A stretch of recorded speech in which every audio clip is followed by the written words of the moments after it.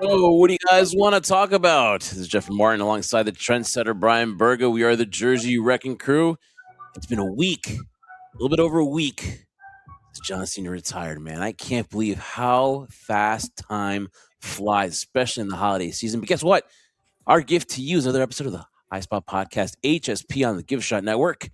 And if you can't watch us, you can listen to us on all major podcast platforms, HSP High Spot Podcast. So again, if you can't watch us, listen to us, and make sure you subscribe to the HSP on Give a Shot Network. Trendsetter, happy holidays. Christmas is upon us. But again, like I said, our gift to the crew is another episode of HSP. Can you believe, Trendsetter, that it's been now a little over a week since John Cena retired? Dude, I feel like we're doing the live. It feels just like yesterday, but it's been almost over a week. Unbelievable. How's everything going? Jeff, the High Spot Podcast is the gift that keeps on giving. And shades to Christmas Vacation there. No, listen. How many times have you watched Christmas Vacation so far? Not as many as I thought I was going to see this year. I really did. Last year, man, anytime you turn on the channel, it's Christmas Vacation. I was getting kind of sick and tired of it. And now I think I've only seen it maybe 3 times, really. So. You know what we're gonna do? We're gonna give our top 5 Christmas movies here before Christmas on IG and all our social media. We'll give our top 5, and obviously coming up on January 5th, 2026, we'll have our award shows as well. The best of 2025. So definitely make sure you look for that one. But here, like I said, giving you an early Christmas gift with another episode of HSP. So much to discuss. And I guess we got to touch on this, Trendsetter, because obviously it is a form of entertainment, and obviously that guys like Jake Paul, Logan Paul are doing their thing. And did you happen to catch the fight on Friday night between Anthony Joshua and Jake Paul? I mean, that was something else. But I think we were talking to each other about it, and obviously it's like you had to watch it. I mean, it is entertaining. It was a Friday night. What am I going to do, right? So, your thoughts on this fight this weekend? A lot to do on a Friday night. To steal a phrase, a very famous phrase, it was what I thought it was going to be. Listen, I'll be honest with you. As much hate as Jake and Logan get, there's nothing but a tremendous amount of respect to have. But I'll be honest with you, I really didn't know the event was happening. So I kind of caught at the tail end of it, obviously watching the main event with Anthony Joshua there. But listen, man, you got what you wanted out of it. How can I say this without being too critical, right? But you knew what you were expecting out of it. Now, I think everyone was complaining or hypothesizing was there's going to be fixed, was going to be scripted, similar to the whole Tyson situation, right? But when you looked at these two and you saw the massive difference in terms of one was a heavyweight and one was clearly not that, the biggest surprise out of it, Jeff, that it lasted as long as it did. That was the biggest surprise to me. Yeah. Jake Paul got tired towards the tail end of the fight. He was running around the ring the entire time. And it was just a matter of time. And I was thinking to myself, too, man, if he keeps this up and Anthony Joshua doesn't even throw one punch or a consecutive amount of punches, man, this could be a scenario where it goes to the judges and you have Jake Paul winning this and everyone's going to be like, oh, my God, here we go again. So I think the crowd got what they wanted. They want to see Jake Paul get knocked out. And they did. But again, though, obviously this matchup Jake Paul didn't have to take. It was rescheduled, and like I was telling you before, even the outcome, man, like what we saw Jake Paul suffer a broken jaw and all the surgeries he had to go afterwards. But he didn't really have to take this one. He's basically could have just been like, "Hey, I'm gonna take off till next year, and then we'll get back to go back to fighting." And decided to take on Anthony Joshua, who was like bigger, stronger, and it wasn't a matter of if, but when he was going to be able to nail Jake Paul. And listen, before we start with the analysis, which there's really not that much to analyze, but there's a lot of haters of Jake Paul and Logan Paul, and I'm pretty sure YouTubers, content creators, and they made it big, and now obviously they're at this level where one can go and wrestle in WWE and one can go and, fight. And kudos to them for doing it. And obviously, I think everybody would want an opportunity to pursue your dream and chase your dreams because these guys are doing it. And no matter that you might think that they're arrogant or they can come out like as as douchebags or something like that. Hey, that's how you take it. But when you look much deeper into it, you got to respect these guys for what they do. Logan on the wrestling side, Jake Paul on the boxing and entertainment side. Listen, they're living out their dream and it's commendable. Now, whether you like the fights or not, or what you think of the validity of these fights, that's one thing. But the fact that they're doing what they want to do on their terms and chasing their dream, that's commendable. And I think everybody should strive to be or try to dream like these guys because obviously they've made it. They've made it in content creation, and obviously every content creator has somebody that they aspire to be like or someone that they follow, and they've laid the tracks or the blueprint for how to do content creation, and everyone obviously is trying to be a Logan Paul or Jake Paul, so kudos to them on that. But as we get the analysis on this, obviously a much bigger fighter, and I didn't know this, but the ring was 22 by 22. I'm not sure what the I know wrestling ring is 20 by 20, so I'm not sure what a boxing ring is, but this was kind of made for what we were watching, what Jake was doing, and that was a lot of moving around. And so Anthony Joshua had to chase. And unfortunately, though, for Jake, it was just too much as far as moving around because he couldn't, he could not. Uh, he was exhausted. He was huffing and puffing right about like third, fourth round, and you could see it.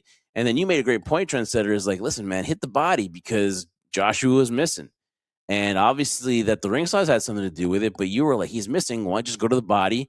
And like you said, great analysis while we were watching this fight was that eventually his hands are going to go down. He's going to get tired. And obviously, he fell down lots of times, right? He fell down lots of times, tried to drag down Anthony Joshua as well. And obviously, that wasn't a very fun part of it, and even got the referee upset and got the announcers were kind of like, well, what's going on? Because by the third round, you're like, what the hell am I watching, right? And the crowd is getting antsy too. But your perfect analysis, you called it right there, man. Go to the body, hit the body, hit those arms, and eventually we saw him go down.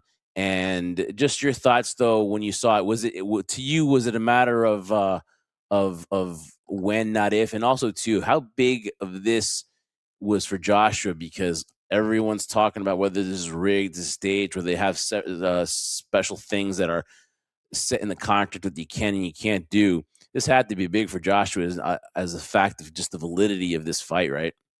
Well, that's always been the controversy with Jake Paul fights. Are they rigged? Is it this legit?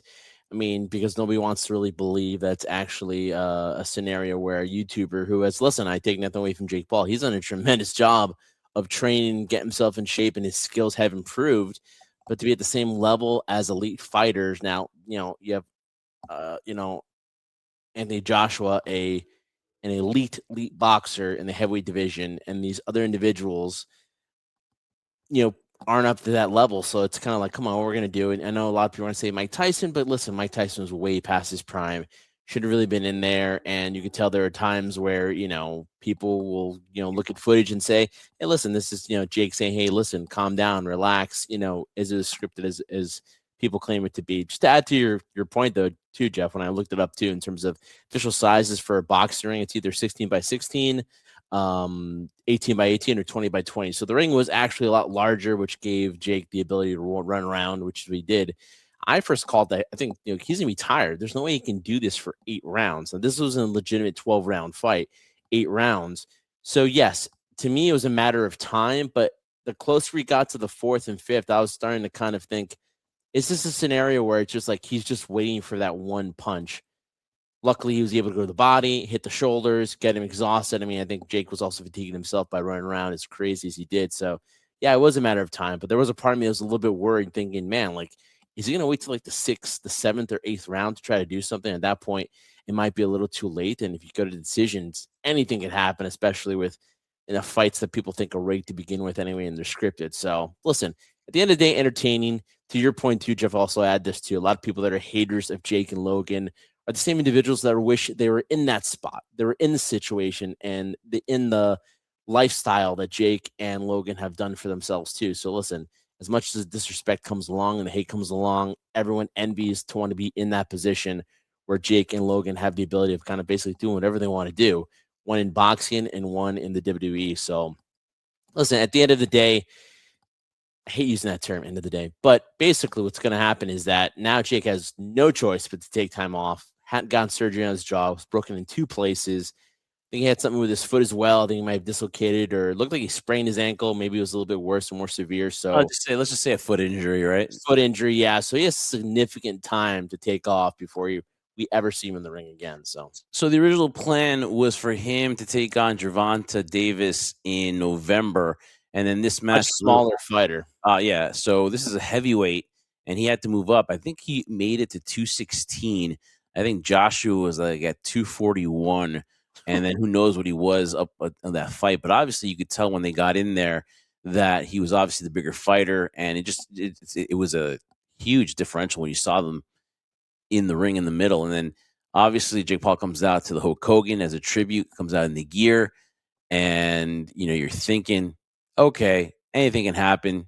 People root for the underdog. I don't know how many people were rooting for the underdog in this case, I but tell you who was rooting for the underdog, Jeff. Oscar De La Hoya. And this is going to be my little clap back at Oscar for his little clap back Tuesdays, whatever he does there. For him to think that Jake Paul was going to win by knockout because, as he says, styles make fights, guys. Listen, come on, let's be honest. That's completely absurd, ridiculous, and a fair one-on-one fight, which we kind of got towards the tail end of the fight. There's no way there's any power. And listen, again, Jake had some good shots in there too, but at not any time did I think he hurt Anthony Joshua. And that was evident there in terms of the difference in terms of power and the punch. So it was just ridiculous to think that, he had a puncher's chance. I don't know whether, they wanted to do it just to get clickbait and stuff like that, or they really believed it. But if a guy like Oscar De La Hoya, who I've lost a lot of respect for, will say that over the years and barely have any to begin with now for him to say something like that, just for clickbait, I get it. But if he actually believes that, I feel sorry for him. I really do. Well, that guy was your fighter. You loved Oscar De La Hoya back in the day. I remember you were a huge De La Hoya fan back in the early 2000s.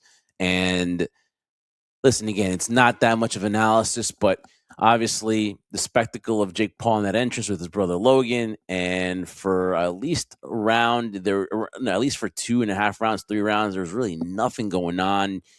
People were giving Jake Paul the first round just because he got something in there. He was able to get lucky with some of the punches, but the reach was just impossible. And you get tired like that, and then you're lunging, you're going to leave yourself open. And then you mentioned the body shots. You hit the body, hands go down. You hit the hands. He was able to get the hands, hit the hands as well too. And then just hands dropped, and then he was tumbling and gassed is basically the word. He was gassed by then. And then, man, did he feel that punch though?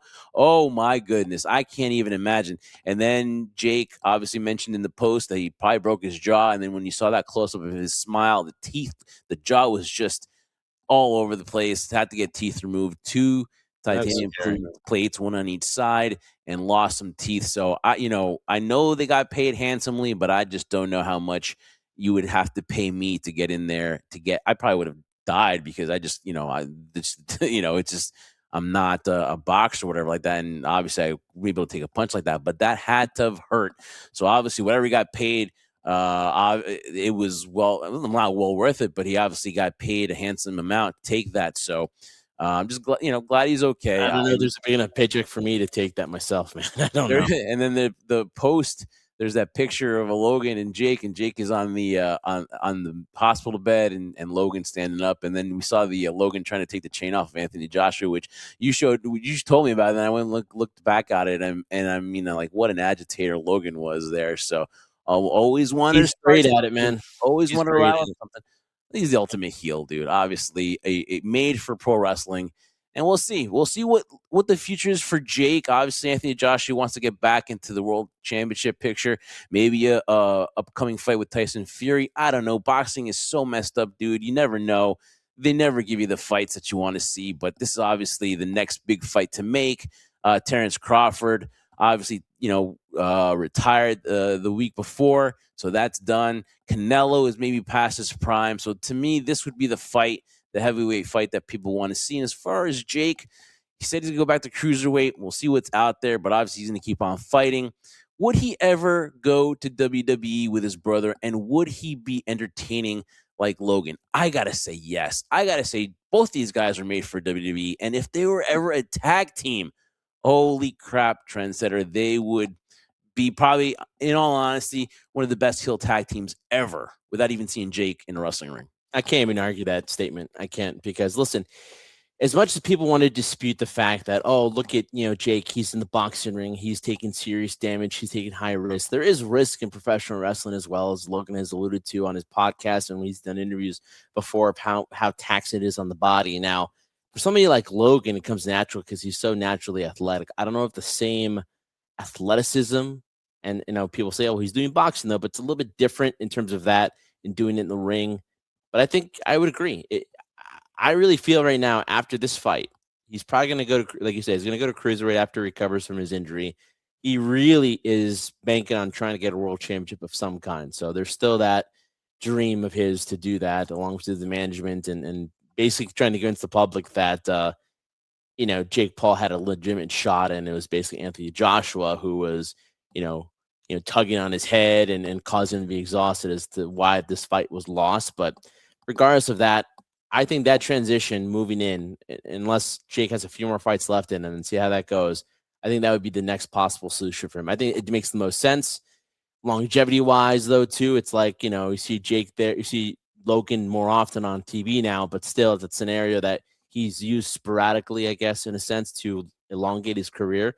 That would be amazing, man. Can you imagine the heat, the nuclear heat that people would have to want to boo these guys? They hate them already, and to see them in WWE as possible tag team champions, or just as a team together in some type of entourage, whether it's past the vision or not. It would be amazing to watch. Oh I man, would pay to. Jake Paul should be in WWE. I think he should maybe take one more match and then for 1 year, just give it 1 year to set up a WrestleMania match against the Usos. Give me Jake and Logan Paul versus the Usos next year, WrestleMania, or in Saudi, whatever. Take that time and listen. Jake might think it's all real. I think Logan has been able to balance sports entertainment and pro wrestling, and I think he's more of a guy that's more well adjusted for it. But Jake, give him a couple matches, and I think that the bug will bite him, and I think he'll want to do this. Just give me a year of Jake and Logan together. Help Logan out because he can maybe learn more about the wrestling psychology. Although he's obviously a natural heel, but Jake and Logan, my goodness, dude, give me matches like that with the Usos or the New Day. But Jake and Logan for 1 year would be one of the greatest wrestling tag teams ever. Maybe never reach that top 5 for longevity, but definitely when you go back in the wrestling history and look at tag teams, they would definitely be a top tag team when you look at them because they both got that heel, that charisma. I wonder if Jake, though, obviously would probably be a little bit more of an agitator. He'd probably be more harder to get to, hey, listen, man, this is sports entertainment. Obviously he might be a little bit more hard to deal with, but man, Jake and Logan were meant to be WWE superstars, and I think they would make one hell of a tag team. And I doubt there haven't been conversations already about that. So, I would be surprised if there weren't already conversations about that when Jake's done with his boxing career at whatever point that might be. And you would think maybe after this fight sooner than later, but that would make a lot of sense. I would not be opposed to it. And I think a lot of fans would enjoy it and people would pay money to see that. So WWE is now in their holiday tapings mode, which is great because for the longest time, WWE has been on the road for the holidays. And as times change, it's not the 80s, 90s, it's not the Attitude Era. There's actually now the trend where, especially under now TKO, that the wrestlers get to be home for the holidays, which is a great thing. But for us wrestling fans, sometimes we complain and, oh, how come this show's taped? And then you have to avoid the spoilers, which, let's face it, Trendsetter, it's impossible, right? So what we're going to do is we're going to go with the fact that we haven't read the spoilers, but obviously you guys are too smart. You know what's going on. But as for now, though, it's good that the wrestlers get time to be home. It's good that they have that chance to be with their families and just enjoy the holidays because they used to be on the road for MSG. They used to do all those things, but now they get to go and be home for the holidays, and you can't fault them for that, and you're happy that they get that. Obviously, I'm pretty sure some of the boys would love to be home for the holidays, or maybe not back in the 80s, 90s, or Attitude Era, but you're kind of glad for wrestling that it's adjusted in this period that people get to enjoy holidays like Christmas. But like I said, we're not going to talk about the spoilers because obviously we don't want to spoil that for you guys. But what we do know is that the masked wrestler, the masked man, has finally revealed himself. I would have liked for it to go a little bit further, but you can tell now it's being drawn out just because he was interfering all the time. So we find out that it's Austin Theory. It's not anybody else. It's Austin Theory. And I'm glad for Austin Theory because the guy had it. I just don't know what was going on, why it was not gelling, why the Cena match hurt him more than built him up. I won't get that. I just don't understand. Maybe the Vince McMahon rub was something that it was just hard for them, maybe just for them to forget about that for a while so that they wouldn't associate Vince McMahon to Austin Theory. But you got to be glad for Austin Theory that it gets us this opportunity to be in the Vision, and we'll see what happens. But I think that Austin Theory is still a main player. And when you look at the future trendsetter, like we were talking about last episode, you've got the Braun Breakers, you got the Bronson Reeds, you've got all these guys coming up, Obafemi, Trick Williams. Austin Theory is not even 30 yet. He's still 27, 28 years old, 29 maybe. He's in that future. I still think he's a main player of that future for the WWE heading into 2026. What do you think of Austin Theory being the guy in the Vision now who reveals himself after being the masked man? He's 28 years old. 28. Yeah. All right. So he's to me, he is up there as far as prospects for 2026. Oh, most definitely. Listen, we had discussed about it before that we thought it was going to be Austin Theory. Then there are rumors circulating Randy Orton, other rumors going around that, it could be so-and-so, right? We weren't really entertaining those rumors, as I really felt it would have been Austin Theory because they were speculating that he was going to make a major return and going to be an integral part in storylines. And again, we've heard that before with other performers and it never came to fruition, but we really felt strongly about that. So I'm really happy for Austin. I'm excited for him, because I always felt that there were a lot of stops and starts. And to your point, yeah, maybe the Vince McMahon rub, it wasn't necessarily a great thing for him too. And that whole John Cena scenario, which you would have thought would have been awesome TV, would have been awesome storyline, kind of John Cena kiboshing it right away when saying that I don't believe you and talking about how they had to filter in, audience reaction for him and things like that. And Austin really not being able to respond back to that in a way. So the thing about Austin is that what he can do in the ring and his physical gifts and his athleticism. To Cena's point, during that time of the rivalry when they faced each other at WrestleMania, wasn't the best match at all. Like you said, I think it hurt him, regardless of the win or not. But I really felt that there was some truth behind it, that as much as he was doing a great job doing the whole gimmick with the phone and then changing it to being all day, all the time, and then when Triple H tried to revamp what Austin Theory was, he was kind of trying to be more of somewhat of a badass, but then kind of back and forth between one of those, heels that kind of was a sinister heel and did everything to kind of cut corners and vice versa. I just felt like he never found his place. I'm hoping with this new version of Austin Theory, we get a scenario where he can connect to the audience in some way. Now, I'm not saying he has to be somebody that, spews out promos to get attention, but just something different about him in terms of what we've seen so far. And I liked it in the beginning when Triple H did his version of it, where he was like being a little bit more of a badass, a little bit more tougher in the ring. I'd like that version instead of him being the obnoxious heel.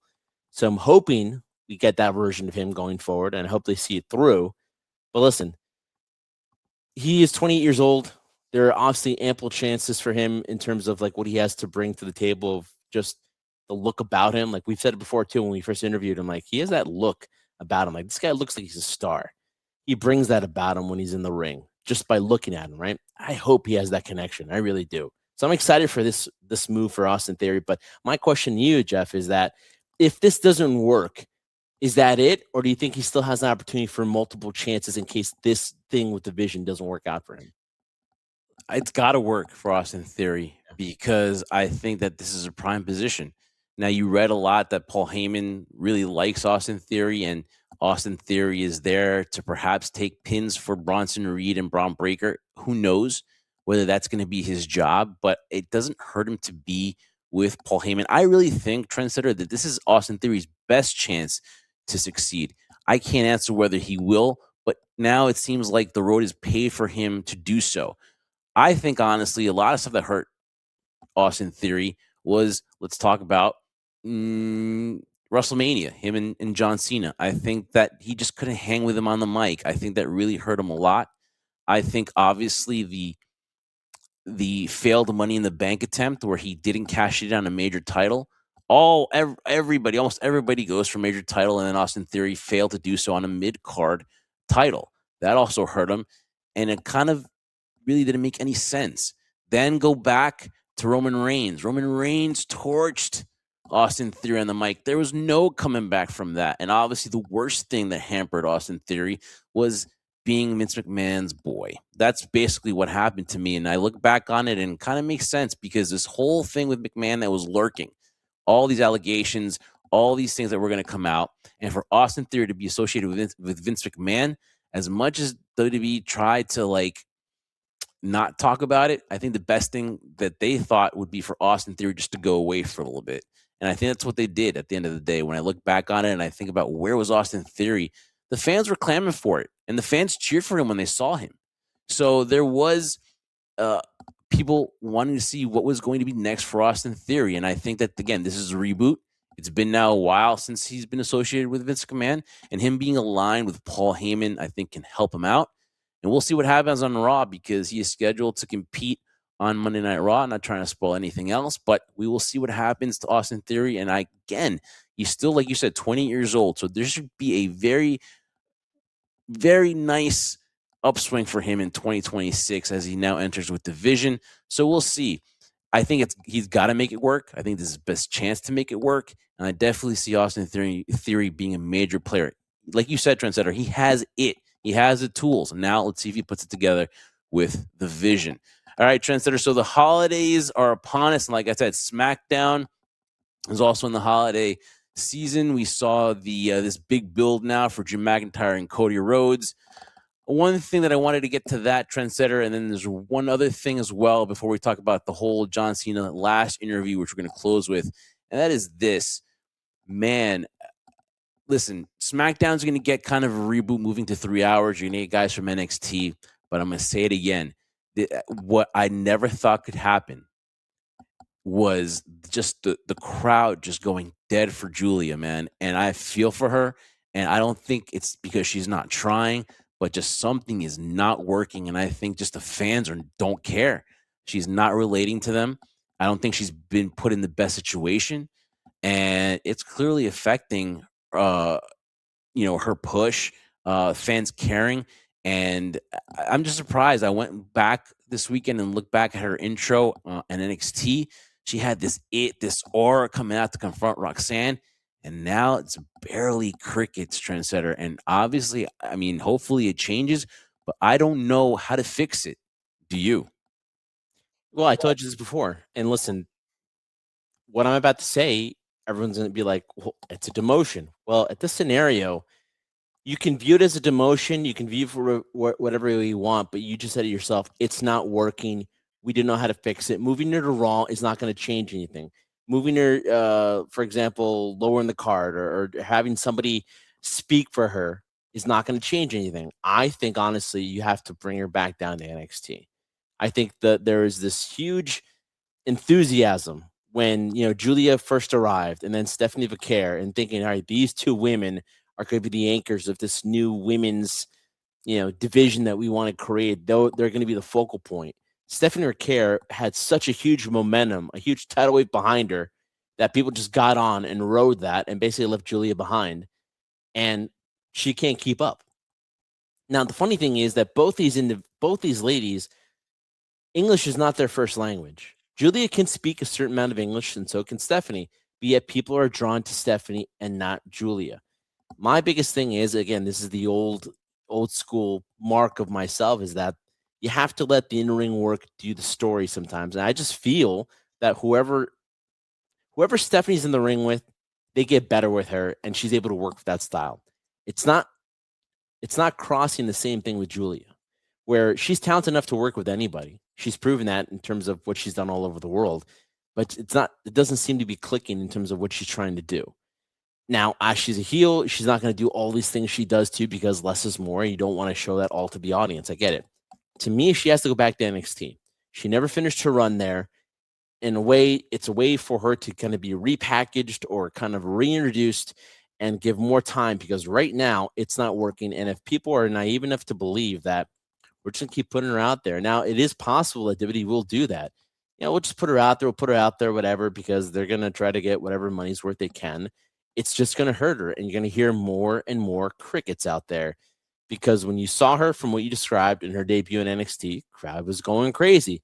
They were excited. Oh my God, this is the free agent we had that we've been waiting for. Now, to that point, and this is the closing, unlike Stephanie Vaquer, Giulia had so much expectation on her that, similar to Austin Theory, remember you mentioned Austin Theory, having that, association with Vince McMahon. I'll go back to Drew McIntyre when he was called the chosen one by Vince McMahon. As soon as that happens to a superstar, in my opinion, Jeff, you are destined to fail. That is it. You're destined to fail. And the same thing happened with Giulia. They built her up. Now, she was sidelined with injury before she could make her debut, which, long story short, probably worked against her, because if she had debuted earlier, maybe she wouldn't have had to deal with this whole Stephanie Vaquer tidal wave that was running right through her. But I think because the expectations are so high for her, there's no way she's going to live up to those expectations, and in a sense failed at that point. And the only way to salvage this, in my opinion, is to send her back to NXT and hope that doing that can somehow get some momentum behind her so that she can come back to the main roster at some point. And in my opinion, it wouldn't be anytime soon. Now, here's the thing, though. You talk about sending her back to NXT. It works, and sometimes it doesn't work. Obviously, it works more than it doesn't. The thing is, now with that division being so competitive in the way it is she, it's very tough to focus on somebody already, because they're trying to focus on somebody that okay, failed. I'll be honest, failed, has come back, and now where do you put her? Obviously, you can set her in there and put her in events because she's Giulia, but does she impede anybody else from coming up? Now, I'll say this now: if you put her to the side and you say, "Listen, off the record, talk to me if she's somebody she trusts," I bet you down deep inside she regrets signing with WWE, because all that courtship, the basically what felt like years in trying to get her over here. And I'm pretty sure, look, she's not wrestling her style. She's not wrestling consecutively. This girl's probably wrestled. She's never had more than a day off in her life. And now she's wrestling, sporadically, backstage segments, which I think set her up to fail. Short matches, like you said, she doesn't get her chance to express herself in the ring. So all these things, even having a mouthpiece, and listen, Captain James is trying, but I think it's a failed experiment. And I don't see, especially with the females that are coming up, with the Kendall Grays of the world, with the Sol Rukas of the world, with even the JC Janes of the world, it is imperative that they start out, and whatever it is, whatever solution or answer they think for Giulia, they need to start soon, because listen, that freight train of female wrestlers that are coming up, it's not dying down anytime soon. Before you know it, Sol Ruka is going to be up there. Like I said, Kendall Gray, obviously you're going to want to keep her down there for a little bit, but she's ready to go now. These female wrestlers are just progressing. I mean, look at Maxine Dupree. Even Maxine Dupree has been, the way that they've developed her and just the match that she had, she's much better, and I think more people would want to see Maxine Dupree than Giulia. So I think that's a different scenario, Jeff, just because with Maxine Dupree, how much time was she just put on the sidelines over and over again before she even got this opportunity with Becky? But she's related, though. She's okay. Even though even though they've put the time and effort, she's had the TV time, though. She's had that, and she's related with the crowd. They've pulled for her. They haven't given Giulia enough time to do that when Maxine's done. Now, that's a fault of Giulia, but not being able to connect to the crowd because she's not of this country. English is not her first language. That might be a part of it. But to me, either NXT or a scenario where, we've had NXT talent work with TNA. Maybe she goes out for the Knockouts title. Maybe she starts projecting her way over to TNA. Listen, you're just talking about NXT stars that are moving their way out of NXT in the women's division to the main roster. So what does that mean? That means Giulia's going to be further and further down the line because people are going to want to see Sol Ruka and, the other examples you mentioned before. So there are going to be spots there for people who need to be staples to a certain degree on there. I mean, Blake Blossom is still going to be on there. She's not being called up yet. To have a Giulia on that roster too to kind of help establish the younger talent, Not saying she's gonna be a gatekeeper or anything like that, but I think that's what you need to do. And if she has her way of crossing over to TNA, for example, which that audience might appreciate a little bit more, that might be a way of salvaging it. Oh, That I mean, you meant 'cause Blake right now, Monroe, if right? we do nothing right now, Jeff, it's not gonna work. So Well, you you have meant to do Blake. something. You meant Blake Monroe, right? Blake Monroe, yeah. Okay. So we discussed that, and we'll see what happens to Giulia. Obviously, we're rooting for her because obviously she's just super talented, and we want them to do right by her. Something that happened in NXT was something that's been an injustice to my girl, and you were talking about Blake Monroe, and that is her losing her NXT Women's North American Championship to Thea Hale. My God. Obviously, we saw the spot, we saw the botch, whatever you want to call it. She did not raise her hand up in time. It looked like she got the wind knocked out of her, and that's what happened. Obviously, she's sporting now she's sporting the injured ribs. Hopefully, she gets better, but she will get an opportunity at that championship down the road and see if she gets it back. Trent Reed looked at that. Was that the right thing to do? Just to go with it? Obviously, what we heard was that it kind of hindered NXT WWE's plans because they had future storylines already planned out. But WWE just went with it. They took the pictures of Thea Hale with the championship. They did a little backstage where Blake Monroe comes and talks to Thea Hale, and they're going with Thea Hale as a North American champion for now. Do you think WWE did the right thing? And should Blake Monroe not be punished by not getting her championship back? They did the right thing. You know why, Jeff? Because they had no choice. You couldn't. You could not justify the fact that the ref counted to 3. Blake Monroe, she didn't kick out, and it was botched. Now, people are going to be talking about who's to blame. I could care less right now. People are blaming the ref. People are blaming Blake. People are blaming whoever, backstage, whatever the case might be. It happened. It was a mistake, a very costly mistake. I don't think it punishes her for her not getting her title back. And if the scenario, yeah, it probably messed up a lot of plans that they were having too. But you know what, Jeff? This is the wrestling business. This is the sports entertainment business. It happens every single day where something doesn't work out, which we'll allude to when we start talking about the whole interview with John Cena and Cody Rhodes, that things can be planned out and then just like that, they change. Sometimes it's done by creative and sometimes it's done in the scenario where you weren't expecting it, but hey, you got to go with it, right? So I think that's what happens in this scenario. I I see more of a title chase scenario again because I don't think they want to make it look as if it was a mistake on them. They want, hey, no, this is what we meant to do, and it's going to be it's not going to be a quick title switch right here and there. There's going to be a scenario where there's going to be some time, but I think it doesn't punish Blake for everything that she's done right, at least at this point, to not have her retain her title again. So I don't think so. W had no choice, whether you think it was right or not. They had no choice but to go with it because it was impossible to not. It wasn't like Saturday night's main event, right, where the Rockers beat the Hart Foundation with no bottom rope, and no, we can't air that. It's already been aired. People saw it, so you couldn't deny it now. What's the famous phrase? We're live, pal.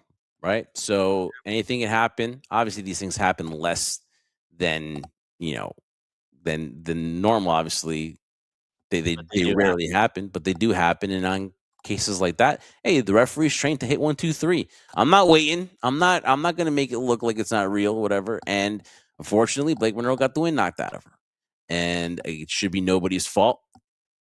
It happens. So we'll see what the future holds. Should Blake Monroe get her championship back, I'm pretty sure things will be adjusted as we head to New Year's Evil, and I think that she'll get her championship back. Does she need it? I don't think so, but this is another way for her to develop her character and for her not to take maybe Thea Hale for granted as far as a competitor. So I think there'll be more progression in Blake Monroe's character, and I think it was that slow progression for Blake. I think of the North American Championship, have a run with that, then see if she goes up for the Women's Championship. Seems to be some call-ups, maybe Jordan Grace, maybe JC Jane, but they seem like they're ready to go up. So it's like Amazing, Jordan Grace. We get a call up. I love Jordan Grace. She's been a guest on our show before. She's been a part of the show, but man, the way they have booked her right now, where she can't win a match to save her life to be called up to the main roster. Listen, I'd be happy for her. Oh, I just mentioned. Yeah, no, I know you just mentioned it, but I'd be like, man, it'd be awesome if she gets called up to the main roster. But right now, man, the way they're doing her dirty on NXT TV, man, it's tough to watch. She's in a slump. I'm not gonna lie, but there you go. That was our take on Blake Monroe and that botch with the hail.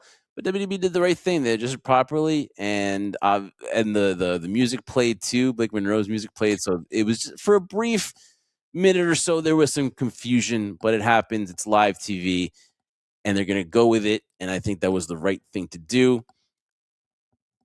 Great segue because stuff happens and you have to kind of work things out on the fly. Perfect in the case of scenario in what John Cena and Cody Rhodes talked about on the What Do You Want to Talk About podcast. The first interview post retirement for the GOAT, John Cena, and he joined Cody Rhodes in the Nightmare Factory, which I thought was pretty good. I like that backdrop. He even had the students watch the interview, which I thought was cool. And John Cena was kind of pushing for this to be the normal trend, not in Cody's bus, not in a distillery.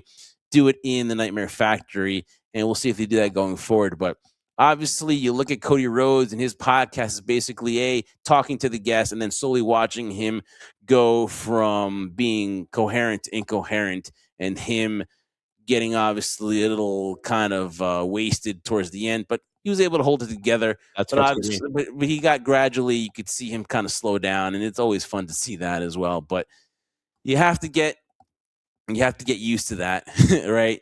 In the beginning, you're like, oh my God, they're not going to talk about anything. They're going to talk about, they're going to talk about their favorite drinks, and this is going to be a wasted opportunity. We were able to get to the solid stuff, and what everyone was talking about was John Cena tapping. Why, John? Why would you do that? And then you see people saying, well, I had cancer, but John Cena taught me how to give up. Which, all right, throw what you want, throw fire to it. People weren't happy with the ending on Saturday Night's Main Event. There were people that didn't get it. They wanted the instant gratification, and we discussed it. If you go back to our post-show Saturday Night's Main Event, John Cena's final match, go back to the archives and check out our opinion. But John Cena gave you the answer that you were looking for. John Cena said he was dying peacefully, like Obi-Wan Kenobi. I'm not a Star Wars guy. I had to go back and look at that, but I could tell it was him peacefully just handing it over to Gunther. When you look back on what John Cena said, and then we kind of agreed with that and kind of talked about it as well, that was John Cena's farewell. Can we all now move on and be at peace with what John Cena explained about why he tapped the Gunther? I don't know if we'll ever be at peace, Jeff. But what I will say this though, I think this is a great point that John made. He's like, look at it as this is his art form. And whatever he puts out there is no longer his. So let's use an example. Say you're a painter and you paint a piece of art and you put it out there for people to observe and look at it. You can tell people what your initial reasoning for what you did was, but when you put it out there, it no longer belongs to you. And it's up to other people's interpretations of how they want to view it, even if the artist themselves tells you what their motive was to do it.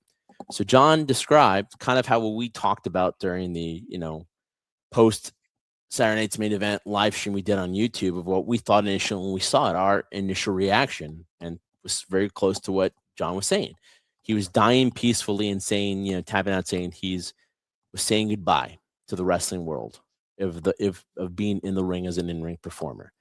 But then you have, guys, people like Becky Lynch and Seth Rollins, right, talking about it. It could be a work, whatever. But then Becky's like, if it was me, I wouldn't tap out. Well, it's not you, Becky.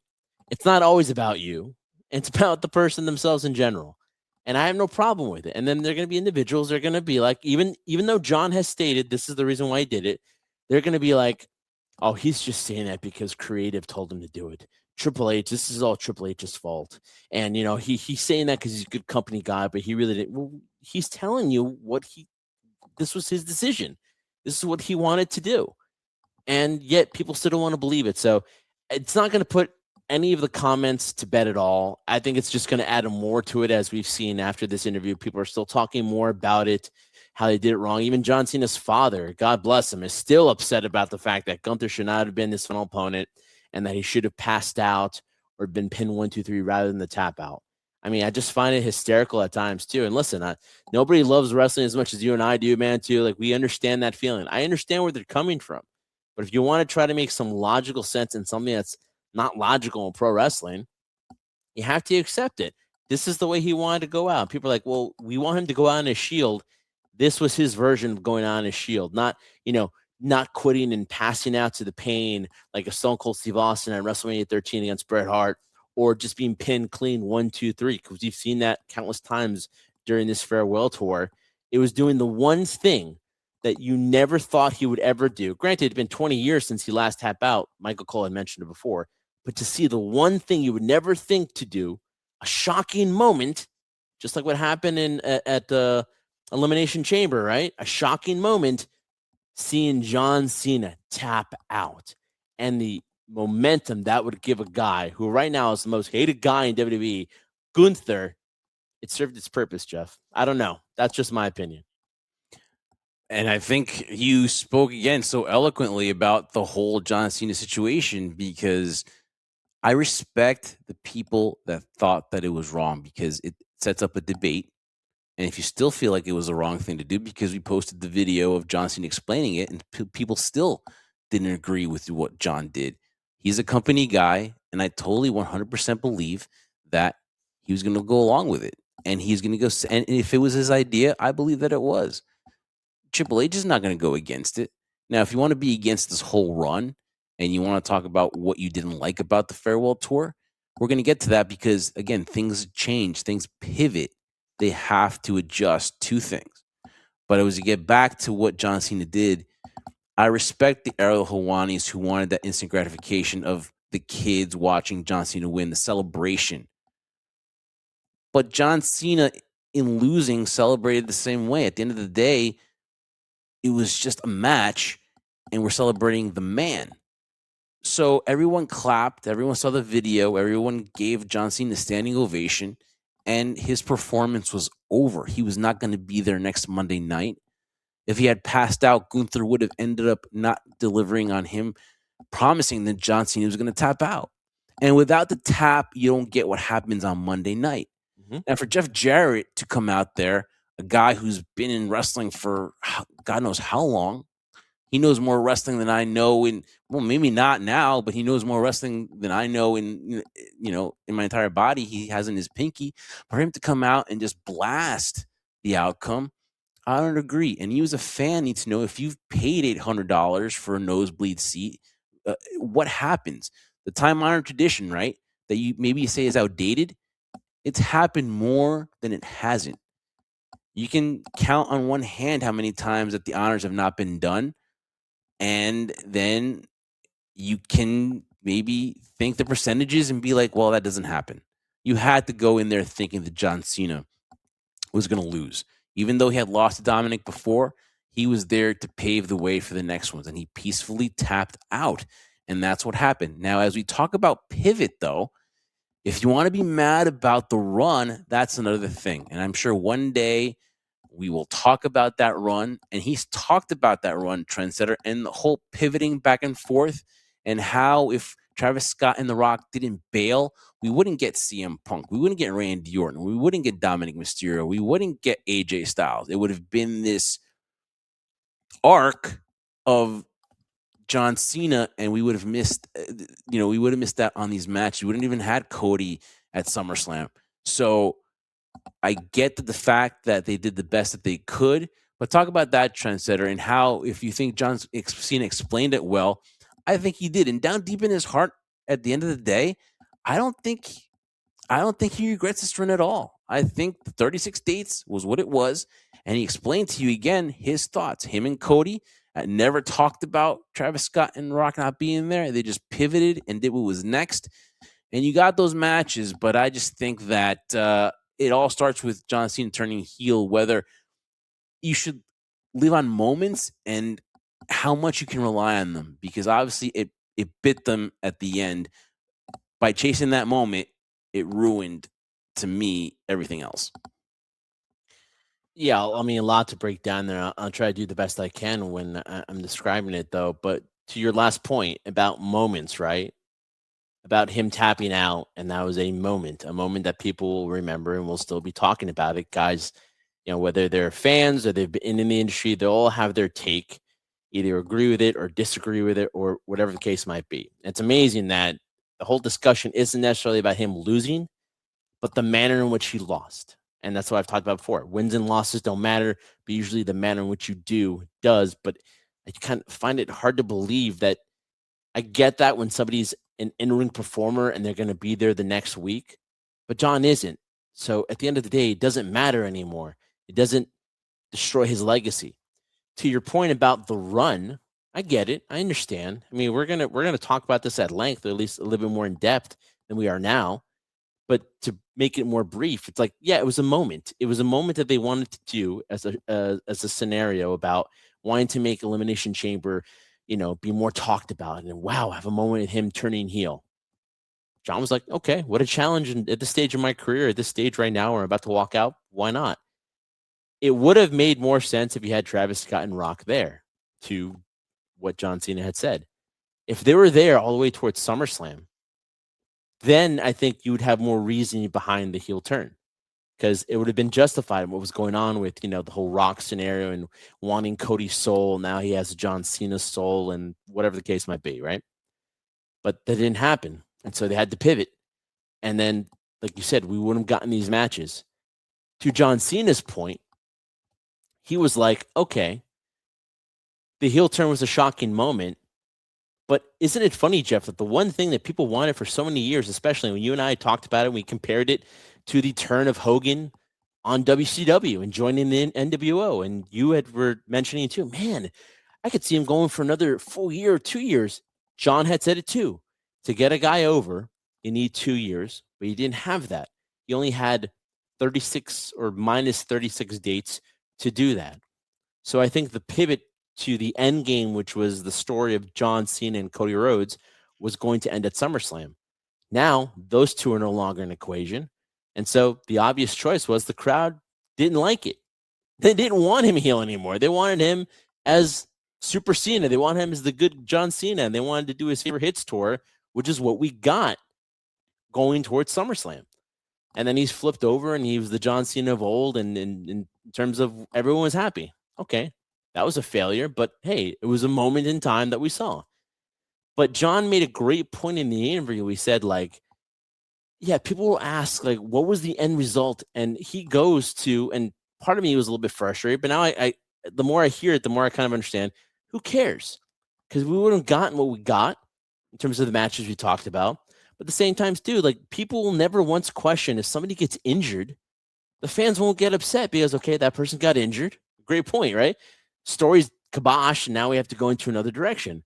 But when it's creatively done, or a scenario where, like, all right, 2 guys are no longer in it, people are in an uproar. Oh, how could you do that? Then why'd you do this? It happens. Back to what we're talking about right from the beginning. Things change. But to Blake Monroe in that scenario, like, things change on a dime in this industry, and you have to learn how to pivot and swerve and go, all right, what are we doing next? And that's what John and Cody did. They never once talked about Rock or Travis Scott. Okay, what do we do next? How can we make this story intriguing and enticing? And I think that's what we did. So ultimately, you could be upset with the run all you want. I know I wasn't happy with it. And the heel turn was something exciting, but ultimately it was a failure, not just because of Rock and Travis Scott, but because, let's be honest, the crowd didn't want it anymore. They liked the moment. They liked the initial start of it.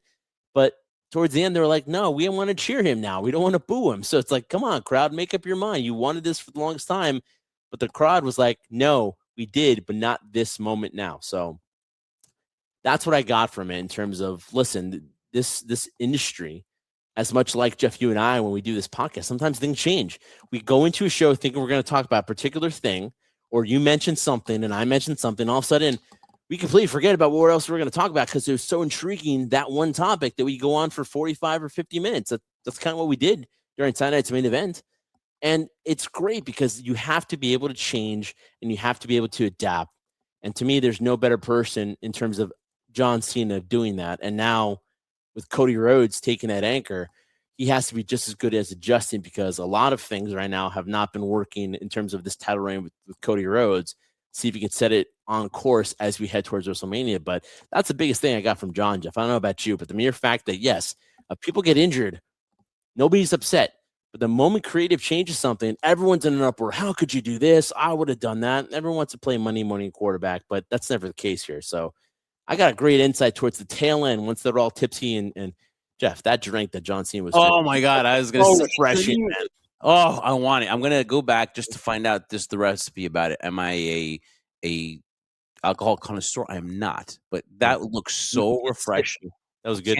You can't sit me. It was amazing, and the way John kept going to it, man. Oh man, I love that. I definitely want to try one. Definitely want to try that one soon. And a cheap pop there for a Wheatley vodka there, man. Obviously, that was very, very tasty. Well, what I will say too about John Cena is that there's no better person to explain it, and I'm pretty sure whenever he goes on these interviews, Yeah. that will be talked about. The tapping will be talked. He will. This will be the first of a gazillion until that man. Again, like I said, I don't want to talk morbid, but for the rest of his life, he will be talking about that moment and then the heel turn moment, that run. Yeah. They pivoted. They did all these things. Those two things will always be in an interview. And The the tap turning and the heel turn. and the turning point was WrestleMania. Everything was we were fantasy booking. We were talking about The Rock was going to be there at Mania, and that was the biggest letdown. And I think that's where everything changed. And I think that's where everything kind of went off the boards, and they had to pivot. The Rock not showing up, not for whatever happened, not being part of the plans anymore, where he got butt hurt or whether he just wasn't seeing eye to eye with Triple H, whatever was the plan, because I'm sure The Rock will have his version when they do a WrestleMania 41 doc, or whatever, so it makes him look nice, makes Dwayne look like $1,000,000. I think that John Cena did good, and I think too, Trendsetter, with shows like Unreal, I think that WWE fans feel like they need to go. Everything needs to be pulled back. They feel like they need answers for everything, which makes it harder and harder for WWE to try to surprise the fans. They did a good job the last year and a half or so of surprising the fans of unexpected moments. I think that is why WWE has become a moment. Why they live on moments, because they don't have that chance, because everybody knows the answers already. So they have to give you moments. They have to give you that short term fix, because everyone seems to be on a need to know business, and when you don't know, that's what the shock value is. So you can blame WWE about so many moments, but I think that the fans make them go and pull out those moments, because that's all they have left in this business, because we know too much. We think we know all this. We know who's going to win. We know who's going to lose. We know who's going to come out. We know who's going to sign from another company. We want to know all these things. We have access to it. So WWE has to sometimes create those moments, those ones where you didn't see it coming, because they have less than maybe a day and a half to hide stuff from us. Yeah. And Listen, no matter what you can do, there's always going to be leaks. So I think that they did a great job as far as I think John did a great job. he did. He did a really great job. But it won't be the last time he does. Yeah, it won't be the last time he talks about it either. But listen, real close in closing on this on my statement here is that I think wrestling fans, ourselves included, grew up loving the story and believing in what we were watching on TV. And until we got older, we started realizing that maybe what we saw on TV wasn't necessarily reality, but basically a story that was based on realistic feelings we had that caused us to be intrigued in what we were watching. And then when you see how it's done and how it's produced and how the magic is created, it makes the illusion that's more appreciative. So it's like going to your first magic show, you're amazed by all these things that are going on, but then you start learning, oh, wait, no, this is how you do it. And then you appreciate the work that goes into creating the illusion, right? But I think nowadays we have a sense of entitlement to a certain degree that yes, the curtain's is pulled back a lot now, more than ever before, of how the business is run and how it's executed. But just because they've pulled back the curtain doesn't necessarily mean, from both standpoints, that from a company standpoint, that I have to pull it all the way so you see how everything's done. And from our standpoint, that maybe sometimes knowing everything before it happens is also a detriment to us, because it takes away the excitement of the enthusiasm we do when we talk about certain matches or what the outcome might be. When you talk to members of the crew or people that engage, it's nice to debate back and forth. Oh, I can't wait for this to happen or that to happen. So I think there's a little bit of balance that needs to happen there, because I think a lot of wrestling fans, unfortunately, have a sense of entitlement that we need to know what was going to be the end result. I Between Rock demand and to Travis Scott. know. I How did demand you to do know. that? You don't need to know. And it's not WWE or AEW or TNA or New Japan to tell you what the result was going to be that didn't happen. It's to their discretion. So that's the thing I chuckle about, because everyone feels like we need to know what was going to be end result. Why was Rock not there? What was the real reason Travis Scott wasn't there? Will we know at some point? I'm sure something will leak out, or somebody will say something, or somebody come up with a rumor that we'll all be talking about here on the show, but they don't have to tell us. It's for us to talk about. But to John's point, and I didn't agree with it when I first heard the statement, but it's true. Who cares now? It's over. We saw what we saw. We cannot agree with it. We can agree with it. We can dissect what we thought would have been or what we would have preferred to see. Great.